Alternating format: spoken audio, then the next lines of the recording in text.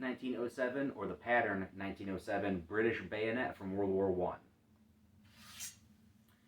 Now, although this P1907 might look remarkably similar to these two M1917 bayonets, this is actually slightly different, and this one specifically goes to the British World War I SMLE, or short magazine, Lee Enfield. Alright, here we're going to take a little bit of a closer look at this pattern 1907 Enfield bayonet. So this is the next in line bayonet after the pattern 1903 bayonet. And the reason this guy came about was that when they developed the short magazine Lee Enfield, or the SMLE, it was obviously shorter than the just the regular Lee Enfield. And so the bayonet for the Lee Enfield, or that pattern 1903 bayonet, was actually had a 12-inch blade on it. So when they shortened the rifle and came out with the SMLE, there was this big hubbub, and they were very concerned with, okay, well now, since the rifle is shorter, there's a shorter bayonet, we can't compete in hand-to-hand combat or bayonet attacks with the German and the other armies because they all have longer bayonets and longer rifles. So they ended up developing this guy specifically for the SMLE, and this stouts a 17-inch blade. So yes, you reduced the rifle, but then they came out with this new bayonet. This guy was produced from 1908 until 1945. There was 5 manufacturers. You had James A. Chapman, you had Robert Mull & Sons, you had Sanderson Bros / Newbold Limited, you had Vickers Limited, and then Wilkinson Sword. So those are the 5 British manufacturers, I should say, that made this pattern 1907 bayonet for the SMLE rifle. There was over 5 million of these produced. The first variations of this, it actually had the down-swooped crossguard, or Keon, I think is how it's pronounced in French. The thought process behind that being that in hand-to-hand combat, you could catch swords or catch bayonet attacks with that curved crossguard. Kind of proving to be ineffective and just not really impractical more than anything. They did end up changing that. So this here is the P1907, and these two are the M1917 bayonets that we used for the M1917 rifle and for all of the trench shotguns in World War I. How did this happen? Well, the British came up with a pattern 1913 Enfield that fired a .276 Enfield round. So they rechambered it into .303, and they renamed it the pattern 1914 Enfield. So obviously they enter the war, production is kind of crazy, so they contract out to America to make the pattern 1914 Enfield for them.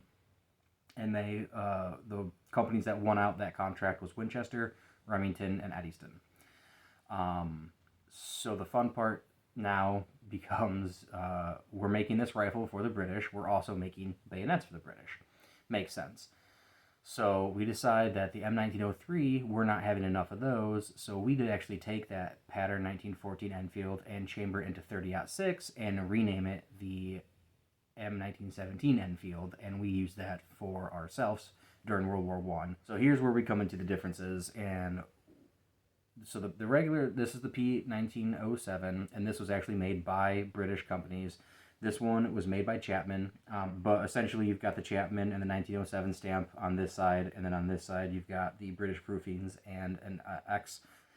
But now what we have here on this guy, now this is an American-made M1917 bayonet. So we made the bayonets for England. I want to say Remington made about 1.2 million bayonets, and I think Winchester made over 200,000. So we've got a large backlog of these that we don't know what to do with, so we just start pretty much making them, restamping them really. So this one is a British proof M1917, where it actually has all of the British proof markings on it, and then essentially we just stamped over that and then put our own markings on it, so that you have that variation, and then you just have a straight up American Marked I, no British proofings on it at all. So the major difference between these two bayonets is, one, you'll see is this short crossguard / barrel ring is much shorter than on the 1917 bayonet. You can see the difference on those. 1917 is significantly longer than the P1907, that being obviously different barrels, different barrel lengths. So the one thing that we did to differentiate that P1907 versus the, I guess the British version would be called the Pattern 14 or the P14. The Pattern 1914 bayonet is what was officially distributed with those Pattern 1914 Enfields that fired .303, obviously. But they looked identical to our 1917s. So the P1907 has the shorter barrel ring. The P1914s did not. They had the similar barrel length because it was almost the same rifle, just a different size barrel is all. So what they ended up doing was they put these two very large and deep gouges in the handle on both sides to very quickly differentiate the M1917 and the P14 bayonets, the American and the British. So when you look at the P1907, that does not have the grooves in the handle, and it has a shorter crossguard here for the barrel ring. So those are really the two big differences between these bayonets. And that is also why, then some, like this one has a hole, this one has a hole, that one doesn't.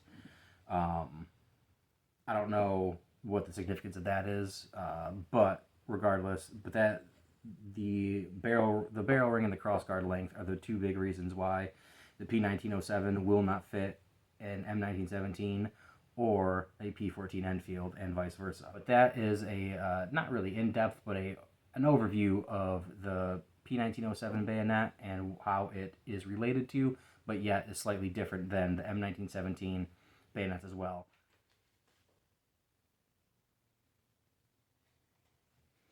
I don't know if I'll be able to get the whole thing. It's a long boy. But anyways, I hope you guys enjoyed, and until next time, be good.